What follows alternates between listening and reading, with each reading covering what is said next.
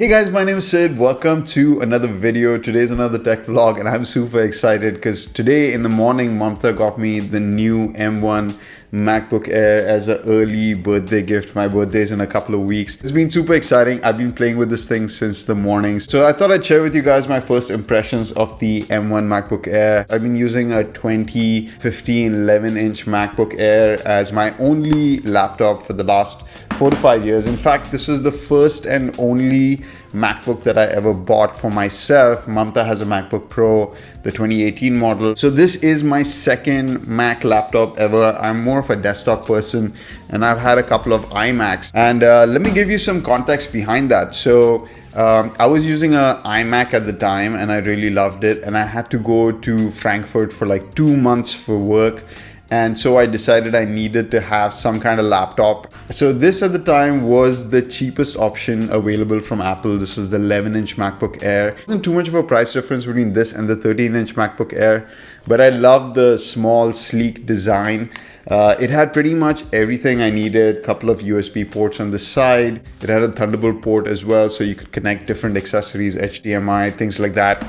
And this laptop had 4 gigs of RAM and 120 GB SSD inside it. And honestly, the performance from this thing was pretty incredible. So for my work, I needed to run some Windows applications, run Windows Server.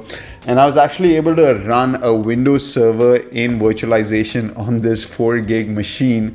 It was struggling, but it was still capable of doing it. I was really impressed with this machine at the time I bought it, and I've been using it since. And honestly, it's not really that slow, but there are a few areas in which it kinda is limiting. The time I bought this laptop, I wasn't on YouTube, so I had no need for video editing. I didn't really do anything that intensive on the machine except for like compiling some software sometimes.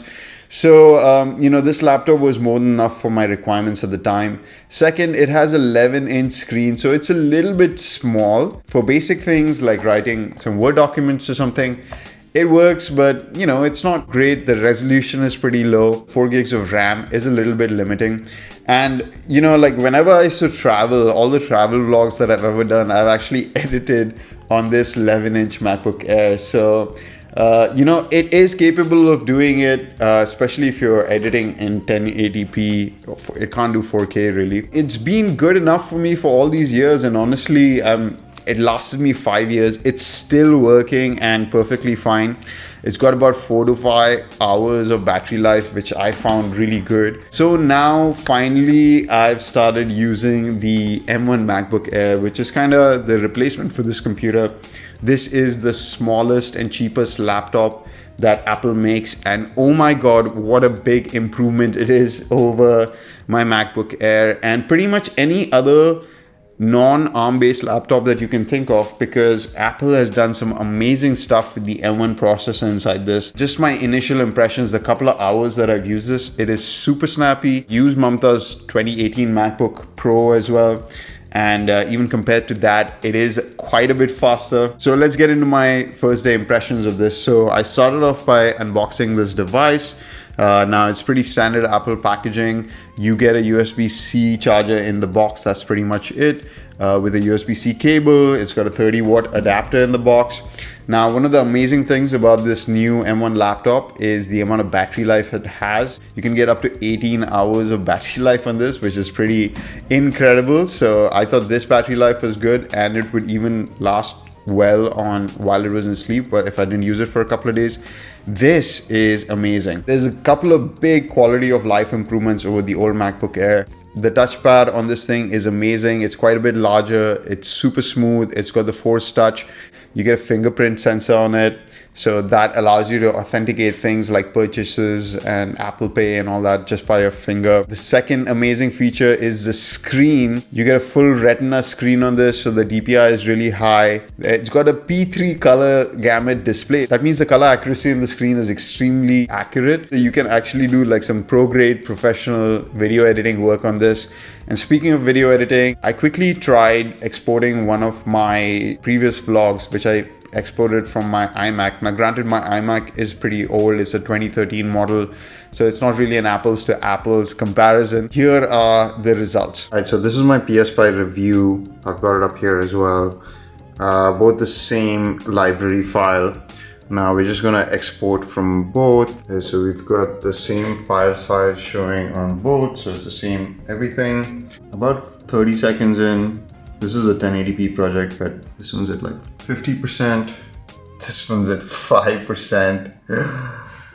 Oh my God, this is so much faster. And this is a fanless MacBook Air. And this is a 27-inch iMac. Okay, granted, it's an older one, but it's pretty decently spec'd. It's got an i5 quad-core 3.2 gigahertz processor with 24 gigs of RAM. This has 8 gigs of RAM and an M1 processor. And this is pretty much gonna finish this any second now. 85%. So this was a pretty long project as well. This is 12 minutes and 23 seconds, and it's got like lots of edits in between and B-roll. Hey guys, my name is Sid. Welcome to another vlog. And we're already done about the PlayStation 5. And here we're at 14%. Okay, just wanted to show you guys that in this video and just let you know what a huge difference is. I can't wait to see the M1 iMacs. And that's going to be a definite day one purchase for me. So the second thing I was curious about is the M1 not on Intel following x86 anymore. How certain applications would run that are not Apple native. So I have a Logitech MX Master mouse over here. I absolutely love this mouse.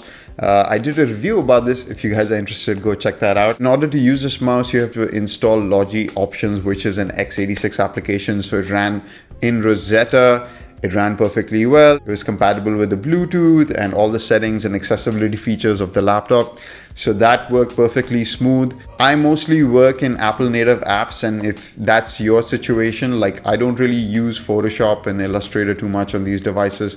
I mostly use Final Cut Pro, Logic. So those pro apps are already being optimized for this, and they are blazingly fast on this device. It's surprising.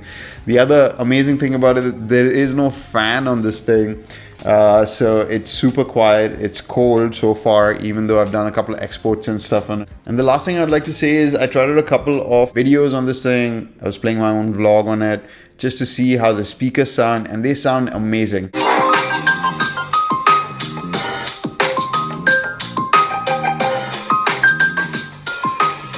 So I was on my way to Al Quoz. There's this place called Superbike Workshop. One of the things that I didn't like about my bike is the way that the front headlight looks. This laptop is actually the perfect laptop for me because 90% of the time I'm actually doing my editing work on my iMac desktop.